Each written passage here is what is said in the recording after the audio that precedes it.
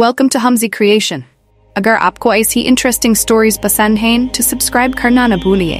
آج کی کہانی میں ہم جانیں گے حضرت ذوالقرنین اور ماجوج کا واقعہ۔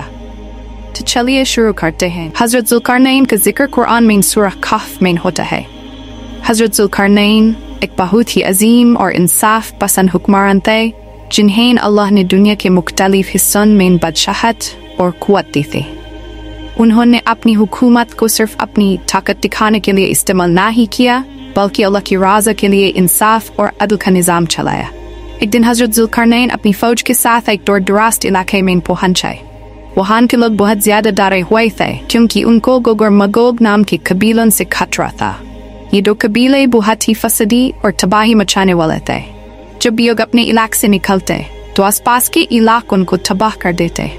وہاں کے لوگ حضرت ذوالقرنین کے پاس آ کر التجا کرتے ہیں کہ وہ انہیں ان فسادی قبیلوں سے بچائیں۔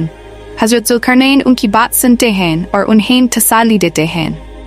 پھر انہوں نے وہاں کے لوگوں سے کہا کہ وہ ان کا مدد کریں اور ایک مضبوط دیوار بنانے کا فیصلہ کیا۔ یہ دیوار دو پہاڑوں کے درمیان بنائی گئی جو اتنی مضبوط تھی کہ جوج اور ماجوج اس دیوار کو نہیں ٹوٹ سکتے تھے۔ حضرت ذوالقرنین نے اللہ کی مدد سے لوگوں کو ان فسادی قبیلوں سے محفوظ کر دیا، لیکن قرآن میں یہ بھی بتایا گیا ہے کہ ایک وقت آئے گا جب اللہ کے حکم سے یہ دیوار ٹوٹ جائے گی اور گوگ اور ماجوج پھر سے زمین پر تباہی مچانے نکلیں گے۔ یہ قیامت کی نشانیوں میں سے ایک ہوگی۔ حضرت ذوالقرنین نے اپنی طاقت کا استعمال صرف اللہ کی رضا کے لیے کیا اور ان کی کہانی ہمیں یہ سبق دیتے کہ انسانی طاقت اور حکمرانی کا اصلی مقصد انصاف اور انسانیت کی خدمت کرنا ہے، نہ کہ ظلم اور تباہی مچانا۔